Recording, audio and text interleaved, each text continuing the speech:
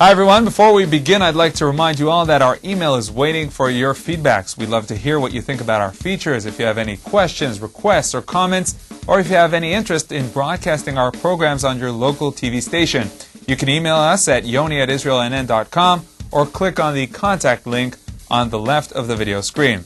Okay, what's on today's program? Tu B'Av in Shiloh, the Yud Band, the annual Security Expo, a tour up north, and a look at a special camp in the Shomron community of Kdumim. Let's get started.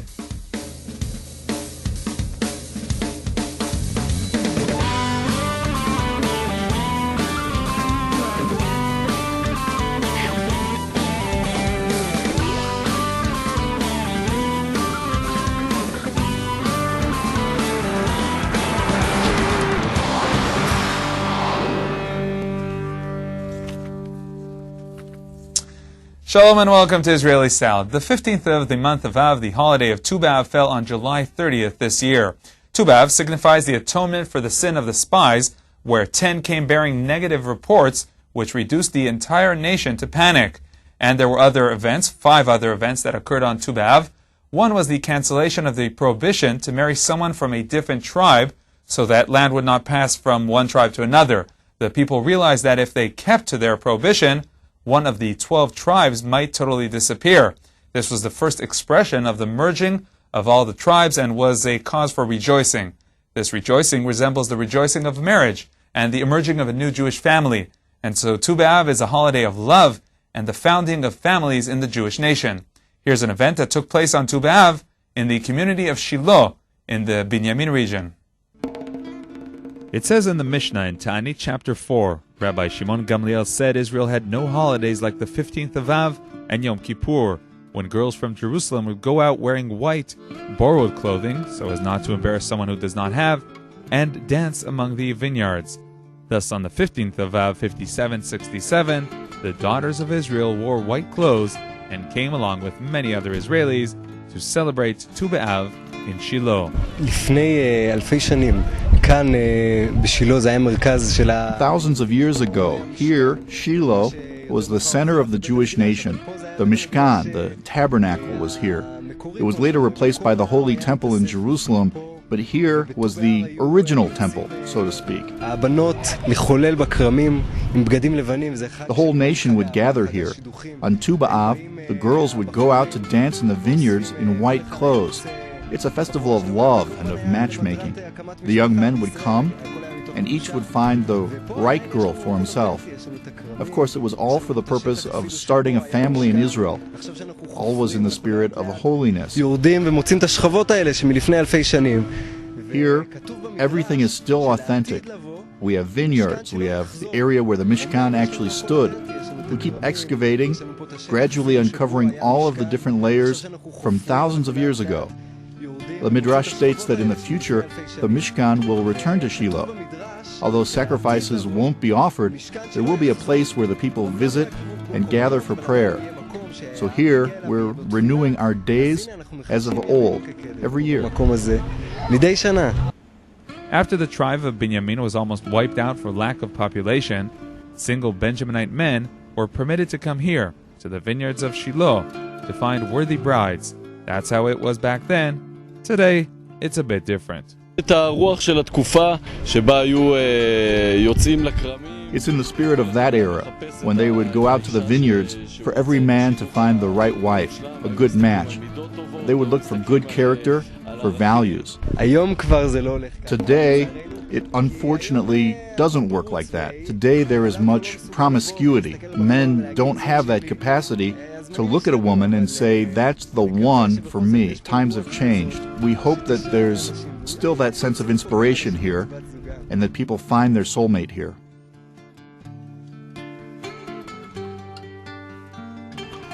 The more we return to the basics, not just this place, but every place in Israel, and connect them to the Bible, the Tanakh, and revive them, they will come back to Shiloh every year and throughout the year, please God.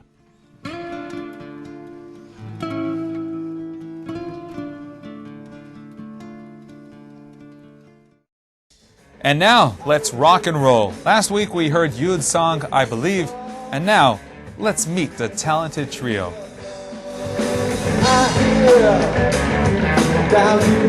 Yud is the smallest letter in the Hebrew alphabet, but it's also the name of this unique band. So first of all, why Yud? Yud, it's first of all, it's catchy. Like you have the who, yes. So it's cream, it's one word, Yud. It's good. Yud is good. Yud is good. And also the goal is that, it says from the spiritual worlds and the next world was created with the Yud of the Yud K Vav K of the God's name, of the holy names of God. The concept being that in Judaism, the next world doesn't really mean after death. It means right now, when someone in this physical body, in this physical world, takes something physical and uses it for a good purpose for the Shem Hashem, for the Kadosh Baruch Hu, for God, that's the biggest chibur, the biggest connection he can get, is in the body, using it for something spiritual.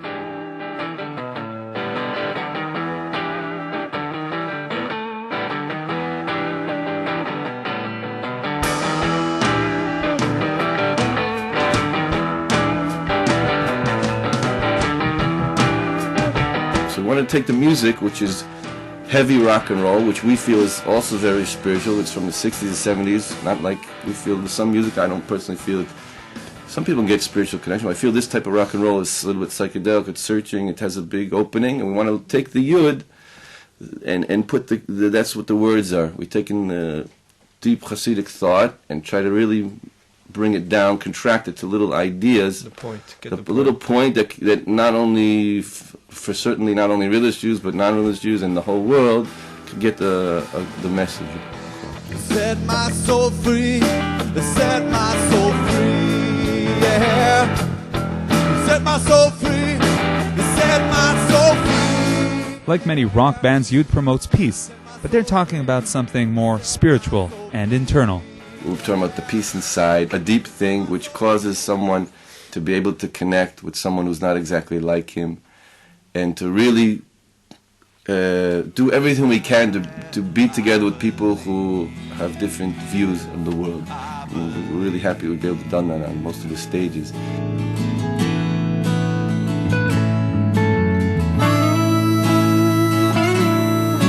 The international language of music allows Yud to reach almost any sort of crowd with their Jewish spiritual message. And the Chassidut, especially Chassidut Chabad, really teaches a real love of people, even besides what their exterior might look like.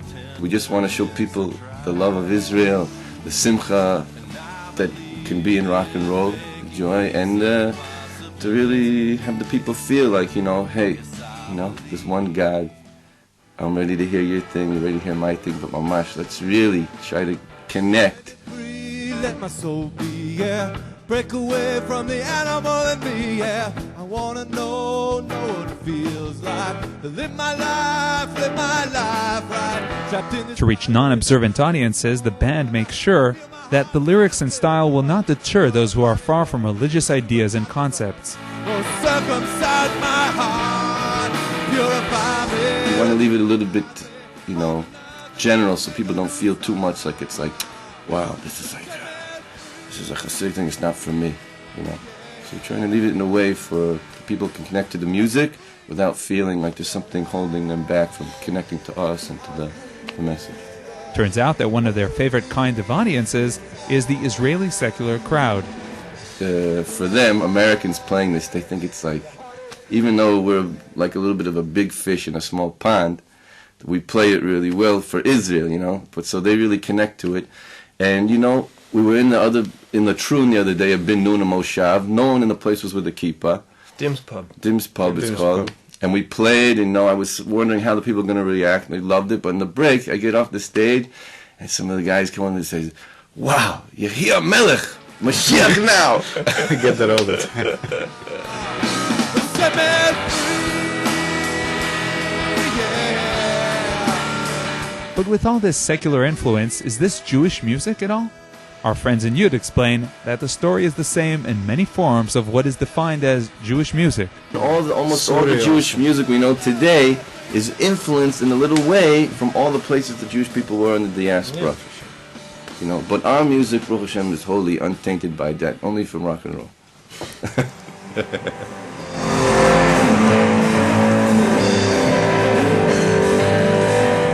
And there is even a vort, a spiritual insight for one of the main concepts of rock and roll, distortion. So to me, the whole idea of distortion, I mean, when you hear like a heavy rock and roll riff, or like a real groove in a thing, there's a force in that music which I don't think you find in any other form of music through history. I mean, it's the way that the invention of the tube amplifier and this thing of sort of you're pushing something to the edge, and it's like the distortion is that you're reproducing the sound initially in a clean way and in an organized way, and then as the equipment gets close to the edge of its ability to contain what you're giving it, it starts to distort. For me personally, I mean, everybody has their own take here. It's not like one unified thing. I mean, to me, that is what we're trying to do. It's like harnessing these forces, which are essentially, I mean, they come from Hashem, because everything comes from Hashem, and it's so powerful. This music, we've all had that impression since we were kids, that music pounding into us for years. So we're working with it, but it has to do with tohu, and I mean, I'm not going to go into a whole lecture, but tohu, tikkun, and that's one thing for as Chabadnikim too. The Rebbe talked about that. What we need now for Mashiach is orot of tohu and kelim of tikkun. We need lights of chaos, forces, energies which are chaotic energies, big, hard to control energies, and we need to bring them into an organized way, in a Jewish way. Set me free. Set my soul free, set my soul free. Let it free. Set my soul free, set my soul free. Let it free.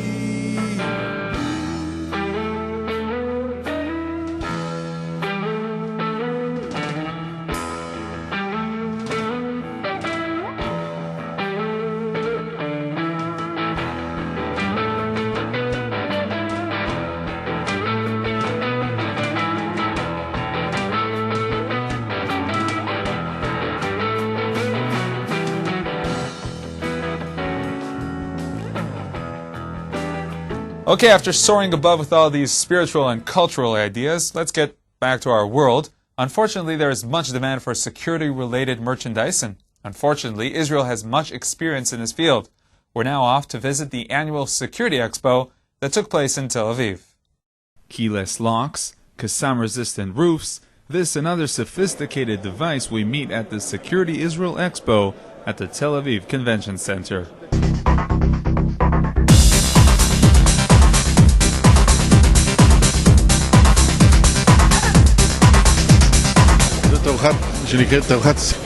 This exhibition is called Security Israel and has been produced for 21 consecutive years.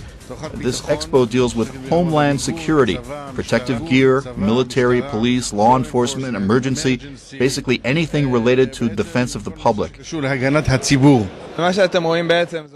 What you're seeing is essentially a next-generation security camera. Cameras which will not fail during the moment of need. It's a very high-quality camera, which enables you both during real time and on tape to identify a face. It gives you the digital approximation with which you can make an identification. We focus on the person and can identify his face, which you can't do today with normal security cameras. In the wake of the Second Lebanon War and the 7 years of Qassams in Sderot, missile defenses were emphasized at this year's expo. We are a company which specializes and operates on the ground in the western Negev, providing protection for buildings and existing infrastructure. We have a variety of solutions. A solution which stays inside the room, which can be seen just behind me, which thickens walls and ceilings. Within a day, a team of 3 can make 2 rooms missile-proof. The room would be protected even from a direct hit of a 120-millimeter missile like a Katyusha. We have a solution for completely covering buildings from the outside using steel panels. This means there's no need to evacuate residents. It also doesn't require any upkeep by the residents to cover and protect entire buildings. The entire residence becomes a protected area. We have modular elements which fit over buildings and infrastructure and are designed for harsher threats, and can also be used in case of evacuation or removal to other locations. Israel doesn't just have security problems, there are also burglars and other matters of personal safety.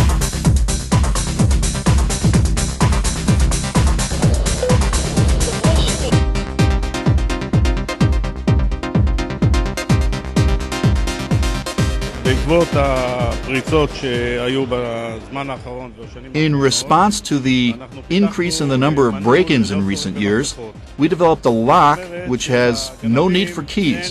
In other words, potential burglars have nothing to pick, and so they cannot break in the normal way. Our lock has no hole. The key works using a technology that we developed called knock key. By pressing the code, a series of knocks are transmitted. The lock hears it and opens. That's the idea behind our lock. This is a pretty small safe, but we can also build 400 or 500 kilogram safes into the structure as well. The safe itself can be hidden in a way that burglars would not know where it is. They can try breaking down all kinds of walls and other things, but they still can't find it. The fact that there are so many technological developments, should this confuse the average citizen or make him feel safe? In the big picture, the little guy should be overwhelmed because we see that from year to year, the dangers and risks grow, as do the capabilities of terror organizations. Yesterday, there was a conference on bioterrorism, unconventional weapons, and nuclear threats. Today, with a small vial or package, one person can sow a lot of destruction. On the other hand, there's no doubt that safety devices are improving and becoming more efficient. Solutions are being found. What they once called killing a fly with a cannonball is expressed through exhibitions like this one. After all the technologies and innovations, we still have not solved the problem of the people. In general, people should be treated like people. We should talk. But along with dialogue, we should show that we're also capable of action. I'm afraid of evil people who don't want to let me live in peace. The technologies are improving, as are the burglars and criminals. We hope that these products on display will be used only for exhibition.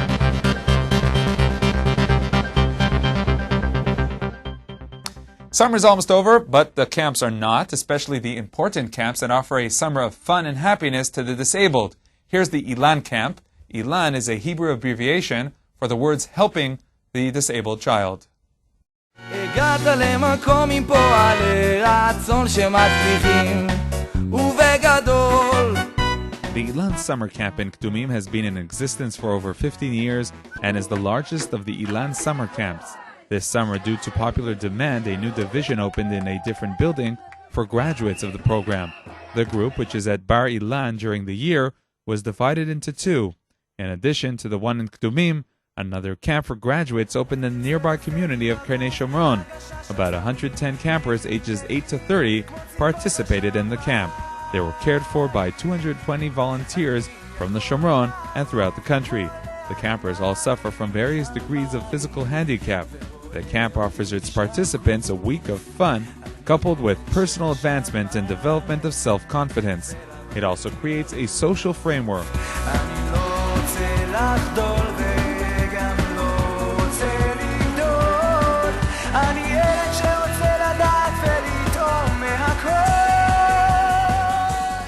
Additionally, the camp gives parents a week of vacation from the daily treatment of their handicapped children.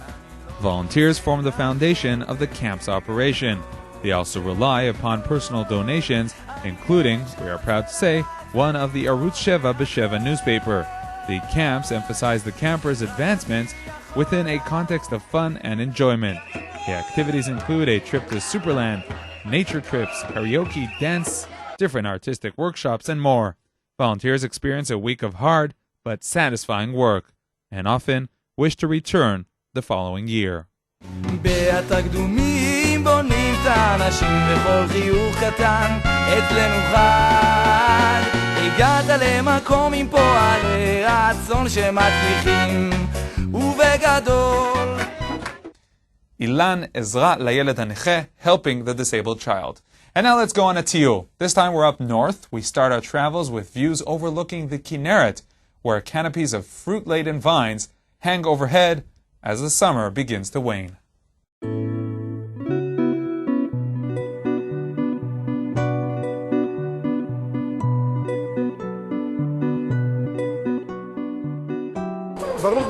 Welcome to Lavona Gardens. a garden which has fruit from all over the world. It's hard to gauge the temperature outside the canopy of vines that jumps by a few degrees each hour. One who visits here during the morning or afternoon hours can experience a true paradise on earth and see exotic fruits and trees which one might have thought only existed in the Garden of Eden, but which have been now rediscovered. Additionally, the owner's personal story is intriguing as well. We travel along the road which circumscribes the Kinneret. We arrive at a place which lay fallow until a few years ago the ground's hard surface made it difficult to cultivate. Members of the Lishinsky family decided to do something with it. Dozens of species of fruit-bearing trees were brought here from all over the world. The result was not long in coming. A blooming garden with fragrant scents wafting through, the juiciness of the fruits, and the stories which lay within. One can also partake from a kosher meal made by the chef on site. After gazing at the view, we begin to walk amongst the 150 different species of fruit trees from all over the world.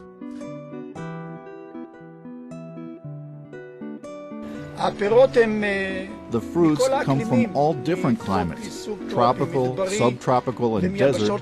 They come from every continent. Here, unfortunately, we can give them only one climate. Amongst the many types of fruit, one can find the Java apple, dragon fruit, Pakistan mulberry, medlar, and spiny monkey orange, alongside better-known fruits like the pineapple, passion fruit, and lychee.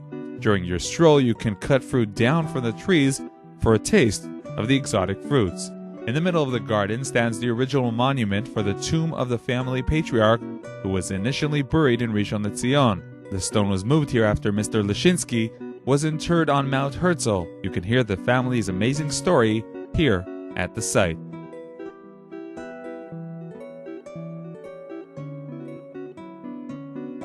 From there, we continue to another site of one of history's forgotten corners. After 80 years under private ownership, along the lush Kinneret waterfront, we visit Baron Milchet's villa, where we hear about its role in the story of Jewish settlement in the Galilee.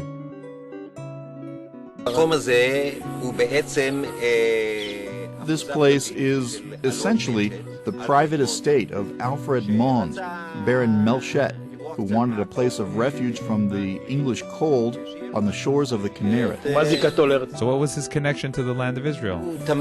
He was a big supporter of Zionist activities. Amongst other things, he paid the purchase of the well-known memorial statue in the form of a lion at Tel Chai.